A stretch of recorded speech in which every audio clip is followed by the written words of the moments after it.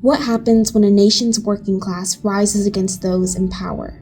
When justice is demanded and responsibility is questioned? The year was 1894, and the Pullman strike would change the dynamics in American labor forever. In 1891, George Pullman, a man of vision, built not just train cars but an entire community, a model town outside Chicago. Pullman's town was supposed to be a capitalist utopia for workers, with clean streets, modern homes, a liquor-free atmosphere, and a tightly controlled environment. The town housed a total of 12,000 workers and their families, but within the area, tension simmered.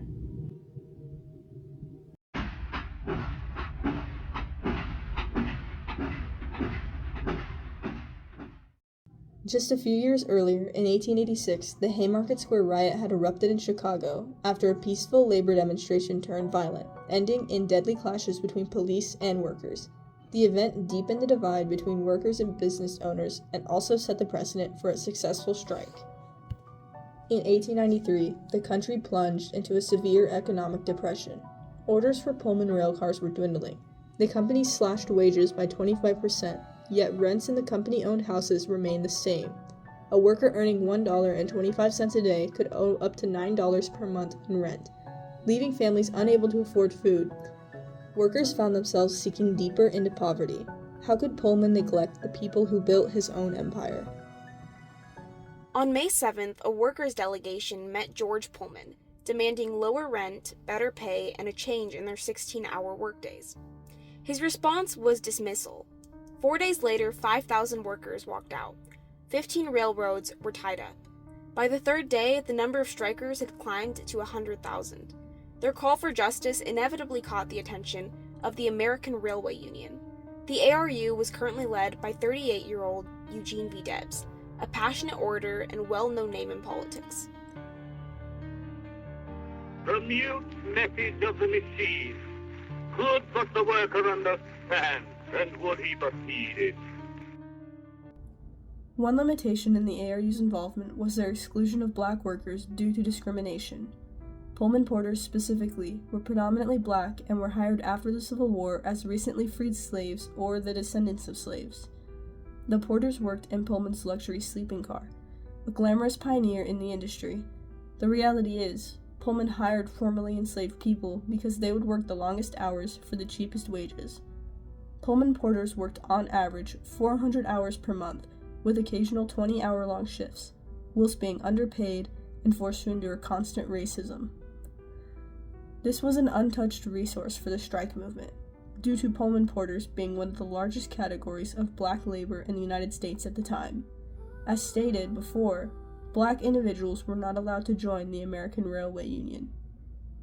Despite this, the ARU and Debs' bolstering added fire and recognition to the movement. By June 22nd, over 125,000 railroad workers in 26 states had boycotted Pullman railcars. Rail traffic ground to a halt. The nation's economy was impacted. The federal government was watching, and they were not on the workers' side. June 29th, Debs spoke at a large and peaceful gathering in Blue Island, Illinois, to gather support from railroad workers. However, this peace quickly turned into violence after he left. Groups became enraged and set fire to nearby buildings, going as far as derailing a locomotive. Sheriffs in Vermilion and Marion counties informed Illinois Governor John Peter Altgeld that they feared that local labor actions would spiral out of control. Altgeld sent 9 total companies of militia to quell the rioting and clear the way for trains. But the harm had been done. A damaged locomotive was still attached to a U.S. mail train, which meant now the federal government was obligated to intervene. On July 2nd, Richard Olney led a demand that federal troops be sent to Chicago to end the so-called Reign of Terror. He obtained an injunction from Circuit Court judges Peter S. Grosscup and William A. Woods, both anti-union advocates that prohibited ARU leaders from compelling any employees to refuse to perform their duties. President Grover Cleveland used this injunction and cited the disruption of mail delivery and interstate commerce. He did this by invoking the Sherman Antitrust Act and by using the Interstate Commerce Act. It was the first time in U.S. history that a federal injunction was used to break a strike. The next day, 12,000 federal troops arrived in Chicago. Violence erupted. Strikers derailed trains and set rail cars on fire. The National Guard opened fire on the crowds. Over 2 days, riots engulfed the city. Out of the nearly 250,000 strikers, 13 strikers were killed and 57 were injured. Property damages exceeded $80 million, and strikers had lost more than $1 million in wages. By the end, lines had been drawn, and the government and business interests stood united against labor. The message couldn't be clearer. Resistance would be met with force. Extreme force. During this time, yellow journalism played a significant role in shaping public opinion. Newspapers like the Chicago Daily Tribune sided with the businesses and government, depicting strikers as violent. In contrast, labor-supporting papers such as the People newspaper justified the workers' reaction. Both sides published exaggerated accounts and were driven by sensationalism. This dual narrative polarized the American public and deepened animosity. Jane Addams was a major force in trying to mediate and find a resolution to the general tension. Addams was very sympathetic to the workers. She had a long history of advocating for the urban poor and was also a key figure in the settlement house movement by running the Hull House in Chicago, which served as a community center for immigrants and the working class. Addams tried to speak directly with Pullman and wrote to President Cleveland urging the government to support the workers' demands. She also published many articles discussing the consequences of the strike, arguing both sides had faults and merit. On July 10th, Eugene Debs, along with 4 other ARU leaders, were arrested for the contempt of court and for criminal conspiracy to interfere with U.S. mail. Debs would serve 6 months in prison, where he would read Marxist literature and emerge as a socialist leader. Debs tried to call off the strike and begged that they rehire anyone not convicted of a crime. General Managers Association, or the GMA, refused this and hired non-union workers. The strike dwindled and trains began to move with increasing frequency. By July 20th, federal troops were recalled, and on August 2nd, the Pullman Company reopened.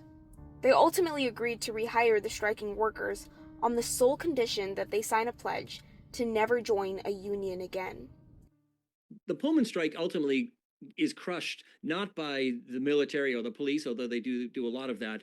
It's really crushed by judges saying you must stop striking. You must stop communicating. Leadership in the union must stop communicating about the strike. You cannot picket. You cannot send out leaflets. You can't do anything related to the strike. Now, that is effectively killing the strike.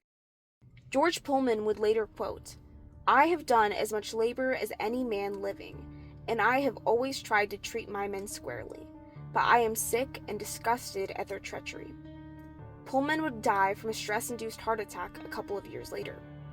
Illinois Attorney General would sue the company for its right to own the Pullman town, and many employees bought homes in their former capitalist utopia. That year, President Cleveland signed the bill to make September 1st, Labor Day, a national holiday. However, at this point, the ARU was dissolved, workers were still frustrated, and the government was still at odds on what to do. In 1932, after decades of fighting, the Norris-LaGuardia Act was passed, which was a law that limited the power of the courts to issue an injunction against labor disputes, thereby giving more power to the unions. Further, in 1935, the Wagner Act was passed, which would protect the workers' rights to unionize. Every worker's right to fair wages and conditions can be traced back to this very struggle. And the struggles of the Pullman strike still resonate in current labor movements, whether it's hotel workers or Hollywood writers. Because in the battle between power and the people, who truly bears the greater responsibility? And what lessons remain for us to learn?